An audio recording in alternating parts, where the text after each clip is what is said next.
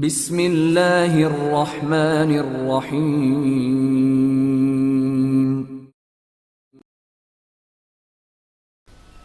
Grass dam, Imran series, مصنف مظہر کلیم MA۔ Super Fayyaz کو ہسپتال سے ڈسچارج ہو کر آئے ہوئے آج دوسرا دن تھا۔ سر عبدالرحمان کے خصوصی احکامات کے تحت انتہائی خصوصی ادویات کا استعمال کرایا گیا تھا تاکہ سپر فیاض جلد از جلد ہسپتال سے فارغ ہو سکے۔ یہی وجہ تھی کہ بجائے 15 روز کے اسے 4 روز میں ہی ہسپتال سے فارغ کر دیا گیا تھا۔ ایک روز اپنی کوٹھی میں آرام کرنے کے بعد وہ آج آفس آیا تھا۔ ابھی وہ آفس میں آ کر بیٹھا ہی تھا کہ فون کی گھنٹی بج اٹھی اور سپر فیاض نے ہاتھ بڑھا کر ریسیور اٹھا لیا۔ یس، سپر فیاض نے کہا، میرے آفس آ جاؤ۔ دوسری طرف سے سر عبدالرحمان کی آواز سنائی دی، لیکن لہجہ خلاف معمول نرم تھا۔ یس سر، سپر فیاض نے جواب دیا اور ریسیور رکھ کر وہ اٹھا اور ٹوپی اسٹینڈ سے اٹھا کر اس نے سر پر رکھی اور دروازے کی طرف بڑھ گیا۔ گو اس کا زخم مندمل ہو چکا تھا، لیکن اس کے باوجود اس سے تیز حرکت نہ ہو سکتی تھی، اس لیے وہ آہستہ آہستہ چلتا ہوا سر عبدالرحمان کے آفس کی طرف بڑھتا چلا گیا۔ چونکہ دفتر کا سارا عملہ اسے کوٹھی پر آ کر پوچھ بھی چکا تھا اور اسے صحت یابی کی مبارکباد بھی دے چکا تھا، اسے آج سب اپنے اپنے کاموں میں مصروف تھے۔ سپر فیاض پردہ ہٹا کر جب آفس میں داخل ہوا تو وہاں انسپکٹر رضا پہلے سے ہی موجود تھا۔ وہ سپر فیاض کے داخل ہوتے ہی احتراماً اٹھ کھڑا ہوا۔ سپر فیاض نے سر عبدالرحمان کو سلام کیا۔ بیٹھو، سر عبدالرحمان نے نرم لہجے میں کہا اور سپر فیاض خاموشی سے سائڈ پر موجود کرسی پر بیٹھ گیا۔ انسپکٹر رضا میز کی دوسری طرف کرسی پر بیٹھ گیا۔ اب کیسی طبیعت ہے تمہاری؟ سر عبدالرحمان نے نرم لہجے میں پوچھا۔ اللہ کا شکر ہے سر، اب تو میں بے حد بہتر محسوس کر رہا ہوں، سپر فیاض نے جواب دیا۔ گراس ڈیم کے سلسلے میں تمام کارروائی جام ہو چکی ہے، وہ اسلم اور شہاب دونوں غائب ہیں۔ انسپکٹر رضا نے انہیں ڈھونڈنے کی بے حد کوشش کی ہے، اس کے علاوہ پوری انٹیلیجنس انہیں تلاش کرتی رہی ہے، لیکن وہ دونوں اس طرح غائب ہو گئے ہیں جیسے ان کا سرے سے کوئی وجود ہی نہ ہو۔ تمہارے ذہن میں کوئی آئیڈیا ہے ان کو تلاش کرنے کا؟ سر عبدالرحمان نے سپر فیاض سے مخاطب ہو کر کہا۔ ہو سکتا ہے سر وہ ملک سے باہر فرار ہو گئے ہوں، سپر فیاض نے جواب دیا۔ نہیں، اس کی بھی چیکنگ کر لی گئی ہے، اور اگر ایسا ہوتا تو بہرحال ان کے کسی نہ کسی آدمی کو اس کا علم ہوتا۔ میں نے ہر طرف سے معلومات حاصل کی ہیں، لیکن کوئی اس بارے میں معمولی سی بات بھی نہیں جانتا، سر عبدالرحمان نے جواب دیتے ہوئے کہا۔ سر اب کیا کہا جا سکتا ہے؟ بہرحال انہیں تلاش تو کرنا ہی پڑے گا، جب تک وہ دونوں یا ان میں سے ایک ہاتھ نہیں آئے گا ہم اصل مجرموں تک نہیں پہنچ سکتے، سپر فیاض نے جواب دیا۔ کیا عمران ہسپتال یا تمہاری رہائش گاہ پر تمہیں پوچھنے آیا تھا؟ سر عبدالرحمان نے اچانک پوچھا تو سپر فیاض بے اختیار چونک پڑا۔ یس سر، وہ 2 بار ہسپتال بھی آیا تھا اور کل رہائش گاہ پر بھی وہ 2 گھنٹے میرے پاس بیٹھا رہا ہے، سپر فیاض نے جواب دیا۔ تم نے یقیناً اسے بتایا ہوگا کہ تمہیں کس نے زخمی کیا ہے اور کیوں، اور تم کس کیس پر کام کر رہے تھے، سر عبدالرحمان نے ہونٹ بھیجتے ہوئے کہا۔ یس سر، ویسے اس نے مجھے جو کچھ بتایا ہے اس سے پتہ چلتا ہے کہ وہ خود بھی اس کیس پر کام کر رہے ہیں، سپر فیاض نے جواب دیا تو سر عبدالرحمان بے اختیار چونک پڑے۔ کیا مطلب؟ وہ کیوں کام کر رہا ہے؟ یہ کہ سیکرٹ سروس کے پاس تو نہیں ہے، اور وہ تو سیکرٹ سروس کے لیے کام کرتا ہے، سر عبدالرحمان کے لہجے میں غصہ تھا۔ میں نے اس سے پوچھا تھا سر، اس نے بتایا تھا کہ وہ اس لیے اپنے طور پر کوشش کر رہا ہے کہ شاید سیکرٹ سروس کا چیف اس سلسلے میں اسے کوئی چھوٹا موٹا چیک دینے پر رضامند ہو جائے اور اس طرح اس کا کچھ ادھار اتر جائے، سپر فیاض نے جواب دیا تو سر عبدالرحمان کا چہرہ غصے کی شدت سے سرخ پڑ گیا۔ میں نے اسے 1000 بار منع کیا ہے کہ وہ کسی ادھار نہ لیا کرے اور کہ ڈھنگ کا کام کرے، لیکن وہ ایسا ناخلف ہے کہ باپ کی عزت کو بھی داؤ پر لگانے سے نہیں چکتا۔ اب وہ کہاں ہوگا؟ سر عبدالرحمان نے انتہائی غصیلے لہجے میں کہا۔ اس کا کچھ پتہ نہیں ہوتا سر، ہو سکتا ہے کہ فلیٹ پر موجود ہو اور ہو سکتا ہے کہ نہ ہو، سپر فیاض نے کہا تو سر عبدالرحمان نے ہاتھ بڑھا کر ریسیور اٹھایا۔ فون کے نیچے لگا ہوا مخصوص بٹن پریس کر کے انہوں نے اسے ڈائریکٹ کیا اور پھر تیزی سے نمبر پریس کرنا شروع کر دیا۔ سلیمان بول رہا ہوں، رابطہ قائم ہوتے ہی دوسری طرف سے سلیمان کی آواز آئی۔ عبدالرحمان بول رہا ہوں، کہاں ہے یہ عمران؟ سر عبدالرحمان نے پھاڑ کھانے والے لہجے میں کہا۔ بڑے صاحب آپ؟ چھوٹے صاحب ابھی اٹھ کر کہیں گئے ہیں، بتا کر نہیں گئے، سلیمان نے انتہائی بوکھلائے ہوئے لہجے میں جواب دیتے ہوئے کہا۔ یہ بتاؤ کہ جب یہ کماتا نہیں ہے تو پھر یہ ادھار کیسے اتارتا ہے اور کیوں لیتا رہتا ہے ادھار؟ سر عبدالرحمان نے غصیلے لہجے میں کہا۔ بڑے صاحب مجھے تو چھوٹے صاحب یہ بتاتے ہیں کہ وہ بڑی بیگم صاحبہ سے پیسے لے کر آتے ہیں، سلیمان نے سہمے ہوئے لہجے میں کہا۔ اسی کے پیار نے تو اسے بگاڑ کر رکھا ہے، نان سینس، اعلیٰ تعلیم حاصل کرنے کے باوجود اس طرح در بدر کے دھکے کھاتا پھر رہا ہے۔ سنو، وہ جب آئے تو اسے میری طرف سے کہہ دینا، کہ اگر اس نے گراس ڈیم والے کیس میں ٹانگ اڑائی تو میں اسے گولی مار دوں گا، سمجھے؟ سر عبد الرحمان نے کہا۔ بیٹا بڑے صاحب، لیکن سر سلیمان نے ڈرتے ڈرتے اور انتہائی سہمے ہوئے لہجے میں کہا، لیکن کیا مطلب ہے؟ یہ تمہیں جرت کیسے ہوئی میری بات کا جواب دینے کے بعد لیکن کہنے کی؟ سر عبد الرحمان کا پارا اور چڑھ گیا تھا۔ بڑے صاحب، میں یہ لفظ کہنے کی معافی چاہتا ہوں۔ دراصل چھوٹے صاحب کہہ رہے تھے کہ 1,00,000 روپیہ ادھار چڑھ گیا ہے اور ادھار والے تنگ کر رہے ہیں، اور شاید بڑی بیگم صاحبہ نے بھی انہیں رقم نہیں دی، اس لیے وہ کہہ رہے تھے کہ وہ سپر فیاض والے کیس پر کام کریں گے۔ اس طرح شاید ان کا چیف انہیں 1,00,000 روپے کا چیک دے دے۔ سلیمان نے انتہائی پریشان سے لہجے میں کہا۔ کیا اس کے چیف کے پاس حرام کی دولت ہے، یا وہ سرکاری خزانے کو اپنے باپ کا مال سمجھتا ہے کہ وہ اس ناہنجار کو ان معمولی سے کاموں کے 1,00,000 روپے دے دیتا ہے؟ میں سر سلطان سے بات کروں گا۔ بہرحال تم شام کو میرے پاس کوٹھی پر آ جانا اور مجھ سے 1,00,000 کا چیک لے جانا، سمجھے؟ لیکن اسے بتا دینا کہ اگر اس نے اس کیس پر کام کیا یا آئندہ ادھار لیا تو پھر وہ اس کی زندگی کا آخری دن ہوگا۔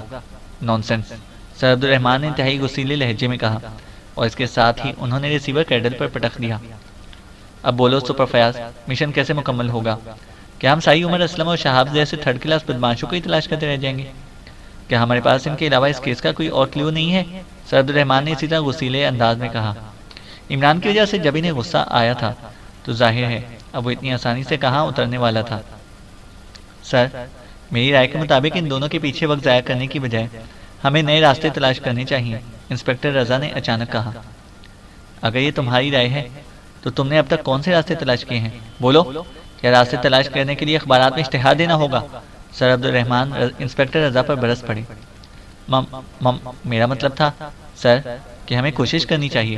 انسپکٹر رضا اس اچانک پڑنے والی افطار پر بری طرح گھبرا گیا۔ وہ دراصل ابھی سر عبد الرحمان کی طبیعت سے پوری طرح واقف نہ تھا، اس لیے اس کے شاید ذہن میں بھی نہ تھا کہ سر عبد الرحمان اس طرح اس پر بھی بگڑ سکتے ہیں، جبکہ سپر فیاض بے اختیار مسکرا دیا۔ اسے معلوم تھا کہ اب انسپکٹر رضا جتنا بولتا جائے گا سر عبد الرحمان کا پارا اتنا ہی چڑھتا چلا جائے گا۔ کوشش میں نے کرنی ہے یا تم لوگوں نے کرنی ہے؟ بولو، سر عبد الرحمان نے پہلے سے زیادہ غصیلے لہجے میں کہا۔ تو سپر فیاض نے آنکھ کے اشارے سے انسپکٹر رضا کو خاموش رہنے کے لیے کہا۔ اس لیے انسپکٹر رضا نے اس بات کا جواب دینے کی بجائے چپ سادھ لی۔ سنو، میں اس طرح کی اوٹ پٹانگ اور طوطا مینا کی کہانیاں سننے کا عادی نہیں ہوں، سمجھے؟ مجھے کام چاہیے اور اس کا نتیجہ چاہیے۔ سپر فیاض، تم نے اب پوری قوت سے کام کرنا ہے۔ پہلے بھی تمہاری وجہ سے کافی وقت ضائع ہوا ہے، اور ہاں، جس طرح ایک عام سے بدماش کے ہاتھوں تم زخمی ہوئے ہو، اس سے مجھے احساس ہوا ہے کہ تم لوگ دفتروں میں بیٹھے بیٹھے بیکار ہو چکے ہو۔ تمہیں بھی باقاعدگی سے بالکل اس انداز میں تربیت ملنی چاہیے جس طرح ملٹری کمانڈوز کی تربیت ساتھ ساتھ کی جاتی ہے۔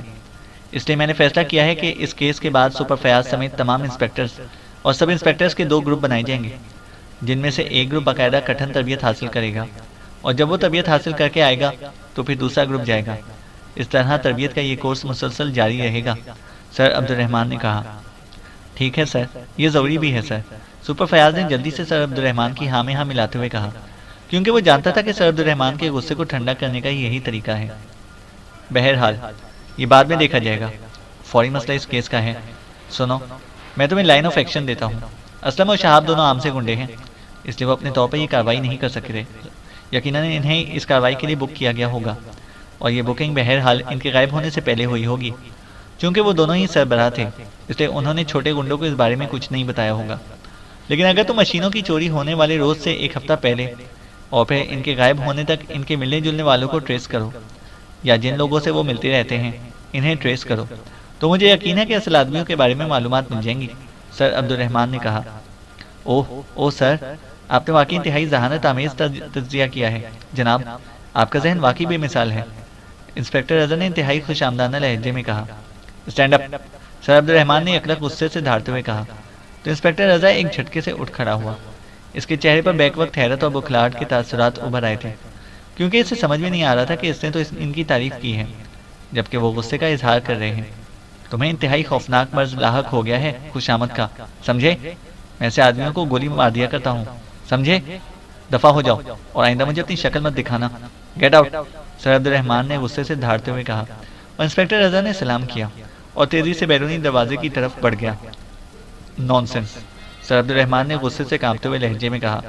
انہیں واقعی خوشامد سے نفرت تھی، اور وہ معمولی سی خوشامد کرنے یا سننے کے بھی قائل نہ تھے۔ لیکن انسپکٹر رضا شاید سپر فیاض کو خوش آمد کر کر کے اسے نرم کر لینے اور مقام حاصل کر لینے کا عادی تھا، اس لیے اس نے یہی نسخہ سر عبدالرحمن پر بھی استعمال کر دیا تھا۔ لیکن سر عبدالرحمن کی طبیعت سپر فیاض سے یکسر مختلف تھی، اس لیے الٹا یہ خوش آمدیں اس کے گلے میں پڑ گئیں۔ سپر فیاض سر جھکائے خاموش بیٹھا ہوا تھا۔ بولو، میں نے جو کچھ کہا ہے اس کے بارے میں تمہارا کیا خیال ہے؟ سر عبدالرحمن نے سپر فیاض سے مخاطب ہو کر کہا۔ سر، آپ کی بات درست ہے، لیکن یہ چھوٹے گنڈے ہیں، اس لیے ان کی ملاقاتیں بھی تو چھوٹے گنڈوں سے ہی رہتی ہوں گی۔ بڑے لوگ اگر ایسے مجرموں کو بک کرتے ہیں تو وہ یہ کام فون پر کرتے ہیں۔ سپر فیاض نے کہا تو سر عبدالرحمن کا چہرہ بے اختیار کھل اٹھا۔ حالانکہ سپر فیاض نے سر عبدالرحمن کی رائے کی مخالفت کی تھی، لیکن اس کی بات میں چونکہ وزن تھا، اس لیے سر عبدالرحمن کا چہرہ کھل اٹھا تھا۔ گڈ، ویری گڈ، تم نے واقعی انتہائی ذہانت سے اس بات کا تجزیہ کیا ہے، گڈ شو۔ لیکن یہ لوگ فون کالوں کی ٹیپیں تو نہیں رکھتے ہوں گے، پھر کیسے معلوم کیا جا سکتا ہے کہ انہیں کن لوگوں نے بک کیا ہے؟ سر عبدالرحمن نے کہا۔ سر، میرا خیال ہے کہ اسلم اور شہاب دونوں کے غائب ہونے میں بھی انہیں بک کرنے والوں کا ہاتھ ہے۔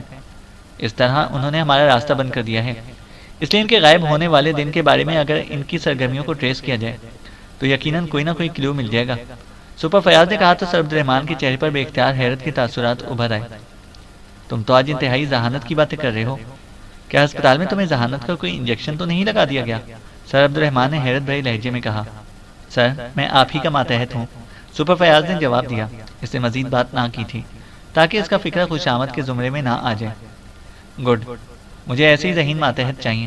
اوکے، یہ آئیڈیا درست ہے، اسی آئیڈیا پر کام کرو، مجھے جلد از جلد کامیابی کی رپورٹ چاہیے۔ سر عبدالرحمن نے کہا تو سپر فیاض اٹھا، اس نے سلام کیا اور پھر بیرونی دروازے کی طرف مڑ گیا۔ تھوڑی دیر بعد وہ اپنے آفس میں بیٹھا یہ سوچ رہا تھا کہ اس نے آئیڈیا تو دے دیا ہے، لیکن اب اس پر عمل کیسے کرے کہ اچانک ساتھ پڑے ہوئے فون کی گھنٹی بج اٹھی۔ فیاض بول رہا ہوں، superintendent of Central Intelligence bureau.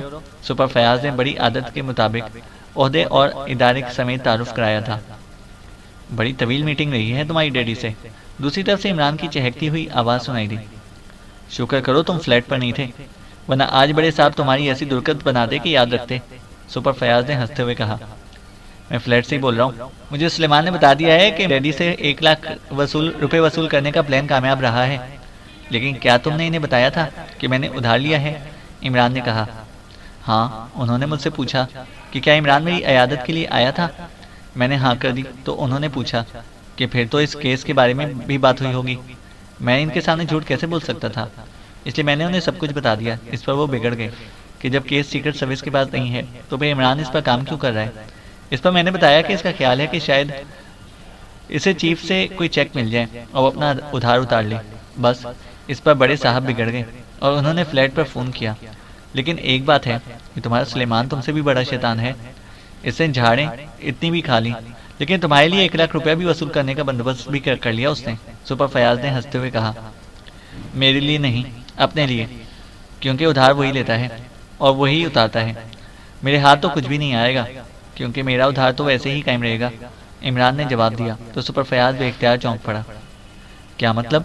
اس کا ادھار علیحدہ ہے اور تمہارا علیحدہ؟ سپر فیاض نے انتہائی حیرت بھری لہجے میں کہا۔ ہاں، وہ اپنے لیے خصوصی خوراک تیار کرتا ہے، حریرہ جات اور مکوی یاداشت معجونے وغیرہ۔ میں اس کے لیے رقم نہیں دے سکتا، اس لیے وہ اپنے لیے علیحدہ ادھار لیا کرتا ہے اور پھر اس طرح ماں بھی اور ڈیڈی کو چکر دے کر رقم حاصل کرتا رہتا ہے، عمران نے جواب دیا۔ اور تم خاموش رہتے ہو، کیوں؟ سپر فیاض نے انتہائی غصیلے لہجے میں کہا۔ اور میں کیا کر سکتا ہوں؟ اگر میں زبان کھولوں تو پھر اس کی تنخواہیں، الاؤنس وغیرہ کا بل کہاں سے دوں؟ اس لیے مجبوراً خون کے گھونٹ پینے پڑتے ہیں، عمران نے جواب دیا۔ تم کوئی ڈھنگ کا کام کیوں نہیں کر لیتے؟ سپر فیاض نے مشورہ دیتے ہوئے کہا۔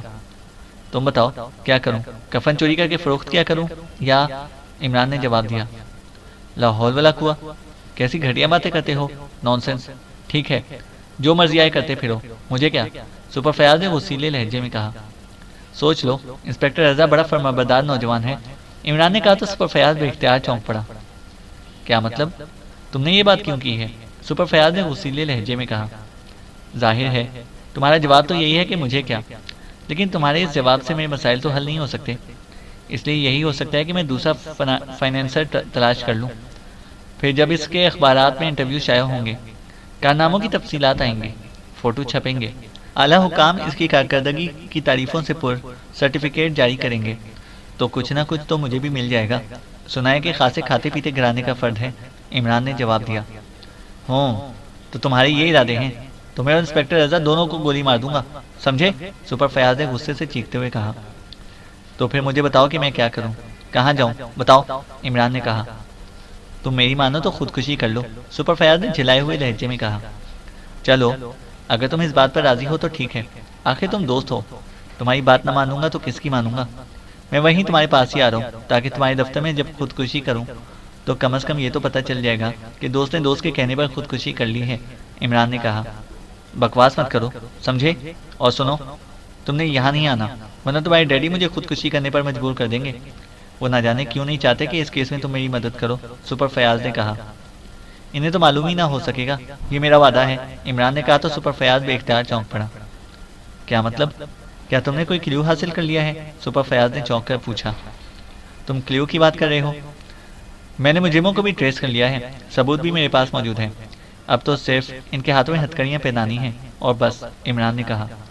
اوہ ویری گڈ, جلدی بتاؤ کہ کون ہے مجرم, جلدی بتاؤ, سپر فیاض نے انتہائی مسرت بھرے لہجے میں کہا. سوری سپر فیاض, یہ نہیں ہو سکتا کہ میں بھوکا پھرتا رہوں اور تم مجرم پکڑ کر اپنی کارکردگی کا سکہ حکومت پر بٹھاتے رہو. اب تو کمرشل دور ہے, اسے سودے بازی کرنا ہوگی. بولو, 10 لاکھ روپے دیتے ہو؟ ویسے یہ سن لو کہ اگر میں نے یہ مجرم انسپیکٹر رضا یا تمہارے محکمے کے کسی بھی دوسرے انسپیکٹر کے حوالے کر دیے تو آسانی سے 15-20 لاکھ مل سکتے ہیں. لیکن چونکہ تم دوست ہو اس سے تمہارے ساتھ میں رعایت کر رہا ہوں. ہاں یا نہ میں جواب دو, عمران نے کہا. 10 لاکھ؟ تو تمہارا خیال ہے کہ میں نے یہاں کرنسی نوٹ چھاپنے کی مشین لگا رکھی ہے؟ نانسنس. چلو دوستی کے ناطے میں تمہاری مجبوریوں کو دیکھتے ہوئے تمہیں 1 لاکھ روپے دے دوں گا, لیکن اس وقت جب تم مجھے ماں ثبوت میرے حوالے کر دو, اس سے پہلے نہیں, سپر فیاض نے کہا. اوکے, اللہ تمہارا حامی و ناصر ہو, خدا حافظ, دوسری طرف سے کہا گیا اور اس کے ساتھ ہی رابطہ ختم ہو گیا. ارے سنو تو صحیح, سپر فیاض نے بے اختیار کیڈل کو بار بار دباتے ہوئے کہا. لیکن ظاہر ہے کہ دوسری طرف سے ریسیور رکھ دیا گیا تھا. سپر فیاض نے جلدی سے کیڈل دبا کر ہاتھ ہٹایا اور ٹون آنے پر تیزی سے نمبر ڈائل کرنا شروع کر دیا. سلیمان بول رہا ہوں. رابطہ قائم ہوتے ہی سلیمان کی آواز سنائی دی. عمران سے بات کرو, میں فیاض بول رہا ہوں, سپر فیاض نے کہا.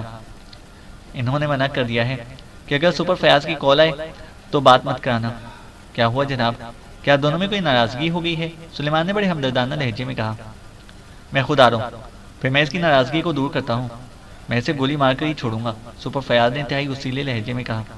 اور اسی پہ کیڈل پر رکھ کر وہ اٹھا اور اسٹینڈ پر موجود ٹوپی اٹھا کے اسے سر پر رکھی اور تیزی سے آفس کے بیرونی دروازے کی طرف بڑھ گیا. عمران اپنے فلیٹ میں موجود تھا کہ فون کی گھنٹی بج اٹھی اور اسے ہاتھ بڑھا کر ریسیور اٹھا لیا. علی عمران, MSc DSc آکسن بول رہا ہوں. عمران نے ریسیور اٹھا کر اپنی عادت کے مطابق مکمل تعارف کراتے ہوئے کہا. ٹائیگر بول رہا ہوں باس, میں نے اسلم اور شہاب کے بارے میں کلیو حاصل کر لیا ہے. دوسری طرف سے ٹائیگر کی آواز سنائی دی. کیسا کلیو؟ عمران نے چونک کر پوچھا. باس, یہ دونوں آخری بار یہاں کے ایک بہت بڑے تاجر علی جاہ کی رہائش گاہ پر اس سے ملنے گئے تھے. اس کے بعد دونوں غائب ہو گئے. البتہ ان کی کار کالونی کے ویران حصے میں بم دھماکے سے تباہ ہو گئی تھی. اسے چونکہ آگ لگ گئی تھی اس لیے اس کے بارے میں علم نہ ہو سکا تھا کہ یہ کس کی کار ہے, لیکن میں نے معلوم کر لیا ہے کہ یہ شہاب کی کار تھی, ٹائیگر نے کہا. علی جاہ تاجر, کہاں رہتا ہے یہ؟ عمران نے حیرت بھرے لہجے میں کہا. باس, میں نے اس کے بارے میں بھی تفصیلات اکٹھی کر لی ہیں. بظاہر یہ امپورٹ ایکسپورٹ کا بزنس کرتا ہے, لیکن دراصل یہ انتہائی قیمتی اور حساس اسلحے کی اسمگلنگ میں ملوث ہے اور سنا ہے کہ اس کے تعلقات بہت دور تک ہیں. ویسے یہ کبھی زیر زمین دنیا میں کسی کے سامنے نہیں آیا. انتہائی خفیہ انداز میں کام کرتا ہے. مجھے بھی بڑی تگ و دو کے بعد اس کے بارے میں معلومات حاصل ہوئی ہیں. اس کی رہائش کا گولڈن ٹاؤن کی کوٹھی نمبر 10A بلاک میں موجود ہے. محل نما کوٹھی ہے, ٹائیگر نے تفصیل دیتے ہوئے کہا. تمہیں کیسے معلوم ہوا کہ اسلم اور شہاب دونوں اس سے ملنے کے لیے گئے تھے اور غائب ہو گئے؟ پوری تفصیل بتاؤ, عمران نے کہا. باس, میں نے بڑی تگ و دو کے بعد ایک آدمی کو ٹریس کیا جو اسلم کا دستے راست تھا, لیکن کسی اختلاف کی وجہ سے اس سے کٹ گیا تھا. اس کا نام ارشد ہے. یہ خود بھی خاصا بڑا گینگسٹر ہے. ان دنوں اسلم سے اس کی صلح کی بات چیت ہو رہی تھی. اس نے مجھے بتایا کہ اسلم کی اس سے ملاقات طے تھی, لیکن پھر اسلم کا فون آیا کہ وہ اپنے باس شہاب کے ساتھ ایک بڑی وصولی کے لیے علی جاہ کی رہائش گاہ پر جا رہے ہیں. وہاں سے واپس آنے پر وہ اسے فون کرے گا اور پھر ملاقات کا وقت طے کرے گا. لیکن اس کے بعد نہ ہی اسلم کا فون آیا اور نہ ہی اس کے بارے میں کچھ پتہ چلا. پھر اسلم کے ہیڈ کوارٹر پر انٹیلیجنس نے ریڈ کیا اور اس کے تمام آدمی گرفتار ہو گئے، لیکن اسلم کے بارے میں کچھ بھی معلوم نہ ہو سکا۔ اس لیے یہ بات طے ہے کہ اسلم اور شہاب دونوں اس علیجہ کے پاس کوئی بڑی رقم لینے گئے اور پھر غائب ہو گئے۔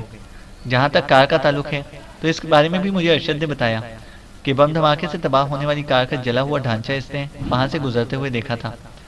گو یہ ڈھانچہ کسی طرح بھی قابل شناخت نہ رہا تھا، لیکن اس کا ایک حصہ پوری طرح جلنے سے کسی طرح بچ گیا تھا، اور اس پر اس نے واضح طور پر بلیک کراس کے نشان دیکھے تھے جو اسلم کا پسندیدہ نشان تھا، اور اس نے یہ نشان نہ صرف اپنی کار کے ریموں پر لگا رکھے تھے بلکہ کار کے چاروں ٹائروں پر بھی اس نے یہ نشان بنوا رکھے تھے۔ اس کے خیال کے مطابق یہ نشان اس کے لیے خوش قسمتی کا باعث تھا۔ اس اطلاع کے بعد میں نے اس پولیس تھانے سے رابطہ کیا جس کے علاقے میں یہ واردات ہوئی تھی۔ ڈھانچہ وہاں ایک سائٹ پر موجود تھا، اس کے ایک ریم پر واقعی یہ نشان موجود تھا۔ اس کے علاوہ تھانے سے یہ معلوم ہوا کہ کار کی جلی ہوئی سیٹوں کے درمیان ایک فائر پروف پلاسٹک کارڈ بھی ملا ہے جس پر بلیک کراس کا نشان بنا ہوا ہے، اور اس کے نیچے اسلم کا لفظ بھی لکھا ہوا ہے۔ شاید یہ کارڈ اسلم نے خوش قسمتی کے چکر میں بنوا کر کار میں رکھا ہوا ہوگا۔ بہرحال اس طرح یہ بات ثابت ہو گئی کہ یہ کار اسی کی تھی۔ ٹائیگر نے کہا، گڈ، تم نے واقعی کام کیا ہے۔ تم اس وقت کہاں سے بول رہے ہو؟ عمران نے کہا۔ میں چیف کلب کے سامنے پبلک فون بوتھ سے بول رہا ہوں، ٹائیگر نے کہا۔ تم گولڈن ٹاؤن میں پہنچ جاؤ، میں بھی وہیں آ رہا ہوں۔ ابھی سالی جہاز سے ملاقات ضروری ہو گئی ہے، عمران نے کہا۔ باس، میرا خیال ہے کہ علی جہاز سیدھے ہاتھوں قابو میں نہیں آئے گا، اس لیے اگر آپ حکم دیں تو میں اسے اغوا کر کے رانا ہاؤس لے آؤں، ٹائیگر نے کہا۔ تو تمہارا خیال ہے کہ یہ خاصا طاقتور آدمی ہے؟ عمران نے کہا۔ جی ہاں، وہ سامنے نہیں آتا، اور یہ بھی سنا ہوا ہے کہ اس نے اپنی رہائش گاہ پر بھی باقاعدہ لمبے چوڑے حفاظتی انتظامات کیے ہوئے ہیں۔ وہاں باقاعدہ سائنسی حفاظتی اقدامات بھی ہیں، اور اس کے ساتھ ساتھ مسلح افراد بھی خاصی بڑی تعداد میں وہاں موجود رہتے ہیں۔ اور دوسری بات یہ کہ وہ کسی صورت کسی سے بھی ملاقات نہیں کرتا جب تک اس کے آدمی آنے والے کی مکمل تلاشی سائنسی آلات سے نہ لے لیں، اور اس سلسلے میں وہ بڑے سے بڑے آدمی کا بھی لحاظ نہیں کرتا، ٹائیگر نے تفصیل بتاتے ہوئے کہا۔ تو پھر تم اسے کیسے اغوا کرو گے؟ عمران نے پوچھا۔ میں نے اس کے ذاتی کمرے سے ملحقہ کوٹھی تک ایک خفیہ راستے کا پتہ چلا لیا ہے۔ اس ملحقہ کوٹھی میں صرف 4 مسلح افراد رہتے ہیں، انہیں بے ہوش کیا جا سکتا ہے، اور اس خفیہ راستے سے اس کے خاص کمرے میں اچانک داخل ہو کر اسے اغوا کیا جا سکتا ہے، ٹائیگر نے جواب دیا۔ گڈ شو، تم واقعی کام کر رہے ہو، گڈ شو، مجھے تمہاری کارکردگی پسند آئی ہے۔ ٹھیک ہے، تم وہاں پہنچ جاؤ، میں جوانا کو وہاں بھیج دیتا ہوں، تم دونوں مل کر اسے اغوا کر لو، اور سنو، اگر ضرورت پڑے تو اس کے آدمیوں کو ہلاک بھی کیا جا سکتا ہے، کیونکہ ایسا آدمی لامحالہ ملک و قوم کے خلاف یقینی طور پر سازش میں شامل رہتا ہوگا، عمران نے کہا۔ تعریف کا بہت شکریہ باس، آپ جوانوں کو بھیج دیں، اسے کہہ دیں کہ وہ گولڈن ٹاؤن کے آغاز میں گولڈن ریسٹوران کے سامنے مجھے مل لے، ٹائیگر نے جواب دیا، اور عمران نے اوکے کہہ کر کیڈل دبا دیا، اور پھر ٹون آنے پر اس نے تیزی سے نمبر ڈائل کرنا شروع کر دیے۔ رانا ہاؤس، رابطہ قائم ہوتے ہی جوزف کی آواز آئی۔ عمران بول رہا ہوں جوزف، جوانا کہاں ہے؟ عمران نے سنجیدہ لہجے میں کہا۔ موجود ہے باس، بلاؤں سے؟ دوسری طرف سے جوزف کی مؤدبانہ آواز سنائی دی۔ ہاں، عمران نے کہا تو ریسیور پر تھوڑی دیر کے لیے خاموشی طاری ہو گئی۔ ہیلو ماسٹر، میں جوانا بول رہا ہوں، چند لمحوں بعد جوانا کی آواز سنائی دی۔ جوانا، کار لے کر گولڈن ٹاؤن کے آغاز میں واقع گولڈن ریسٹوران کے سامنے پہنچ جاؤ، وہاں ٹائیگر موجود ہوگا۔ تم نے اور ٹائیگر نے ایک آدمی کو گولڈن ٹاؤن سے اغوا کر کے رانا ہاؤس لے کر آنا ہے، ٹائیگر تمہیں تفصیلات بتا دے گا، عمران نے کہا۔ یس ماسٹر، دوسری طرف سے جوانا کی آواز سنائی دی۔ ریسیور جوزف کو دو، عمران نے کہا۔ یس باس، دوسرے لمحے جوزف کی آواز سنائی دی۔ جوزف، ٹائیگر اور جوانا ایک آدمی کو اغوا کر کے لے کر آئیں گے، اس آدمی کو بلیک روم میں کرسی پر جکڑ دینا، اور مجھے فلیٹ پر فون کر کے اطلاع دے دینا، میں خود آ کر اس سے پوچھ گچھ کروں گا، عمران نے کہا۔ یس باس، دوسری طرف سے کہا گیا، اور عمران نے اوکے کہہ کر ریسیور رکھ دیا۔ پھر چند لمحوں بعد اس نے ایک بار پھر ریسیور اٹھایا اور تیزی سے نمبر ڈائل کرنے شروع کر دیے۔ سینٹرل انٹیلیجنس بیورو، رابطہ قائم ہوتے ہی ایک آواز سنائی دی۔ علی عمران بول رہا ہوں، سپر فیاض آج آفس آیا ہوگا، اس سے بات کر رہا ہوں، عمران نے کہا۔ سپرنٹینڈنٹ فیاض صاحب بڑے صاحب کے آفس میں کافی دیر سے موجود ہیں، انسپکٹر رضا بھی ان کے ساتھ شامل ہیں، شاید کوئی میٹنگ ہو رہی ہے، اگر آپ کہیں تو بڑے صاحب کے آفس سے رابطہ کرا دوں، دوسری طرف سے کہا گیا۔ اوہ نہیں، میں نے تمہارے سپر فیاض سے بات کرنی ہے، تمہارے بڑے صاحب سے جھاڑ نہیں کہانی، میں پھر فون کر لوں گا، عمران نے سہمے ہوئے لہجے میں کہا۔ جیسے آپ کی مرضی چھوٹے صاحب، دوسری طرف سے ہنستے ہوئے لہجے میں کہا گیا، کیونکہ سینٹرل انٹیلیجنس بیورو کے سب لوگ عمران سے اچھی طرح واقف تھے، اس لیے فون آپریٹر عمران کی بات پر ہنس پڑا تھا۔ عمران نے اوکے کہہ کر ریسیور رکھ دیا۔ پھر تقریباً 1 گھنٹے بعد اسے جوزف کی طرف سے علی جا کر رانا ہاؤس پہنچنے کی اطلاع ملی تو وہ فلیٹ سے نکل کر کار میں رانا ہاؤس روانہ ہو گیا۔ چینل کو سبسکرائب کریں اور بیل آئیکن کو پریس کریں تاکہ ہماری ہر اپڈیٹ آپ کو بر وقت مل سکے۔